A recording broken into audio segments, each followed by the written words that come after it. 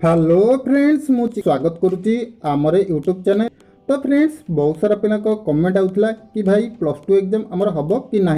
तो देखूँ यह नहीं बहुत बड़ा अपडेट आसी जहाँ कहे कि आम ऑफिशियल नोटिफिकेशन। तो आज वीडियो फुल डिटेल्स आम जाना। तो समस्त मुझे अनुरोध करी आज वीडियो फुल आज करूँ।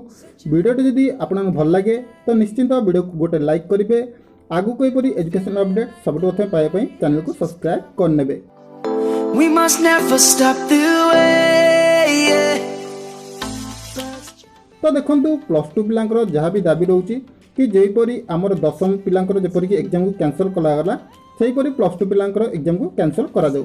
तो देखो फ्रेंड्स मुझे आपको कहवाई चाहिए दशम पिलांकर तो एग्जाम को कैंसल करा जायछि किंतु तांकर जो मार्क दिया तांकर गोटे प्रैक्टिस एग्जाम होइथिला और जो एग्जाम अनुसार तांको दशम मार्क दिया प्लस टू रो भी सही सरकार चिंता थिला कि से गोटे प्रैक्टिस एग्जाम करिथांते किंतु फ्रेंड्स सेतिपई आपनकर 100 दिन रो क्लास होइथांता किंतु एपर्यंत जेहेतु आपनकर 100 दिन रो क्लास होई नाही तो सेतिपई आपनकर प्रैक्टिस एग्जाम कोनसी भी हेई नाही।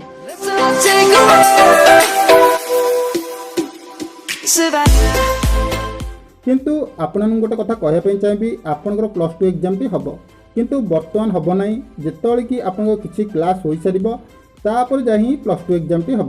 तो देखो यह नहीं जो भी ऑफिशियल नोटिफिकेशन आसी आज पेपर टी जब आप देखिए तो निश्चिंत फुल डिटेल्स जानीपर। जदि आपने से अपडेट टी पाइबा चाहते से खबर कागज पाइबा चाहते तो डिस्क्रिप्शन में आपको गोटे टेलीग्राम चैनल लिंक मिल जाव। तो जरूर जॉइन हो जातु मुझे से अपडेट टी देदेई। तो आपने भावुं कि आप plus two exam T cancel करा तो देखो जहाँ भी आमर हायर एजुकेशन डिपार्टमेंट तरफ अपडेट आसी जेकोसी मस्तर भी आप प्लस टू एग्जाम को कैंसल करा नहीं।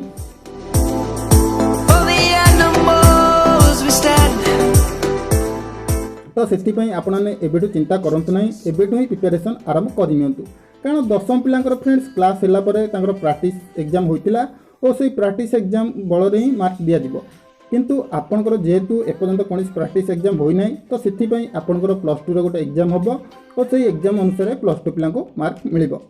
तो आगु कोईपरी प्लस टू अपडेट पाई आपने आम चैनल सह जोड़ी रुहतु। आज वीडियोटी जदि आपको भल लगे तो निश्चिंत वीडियो को लाइक करेंगे। आगु कोईपरी प्लस टू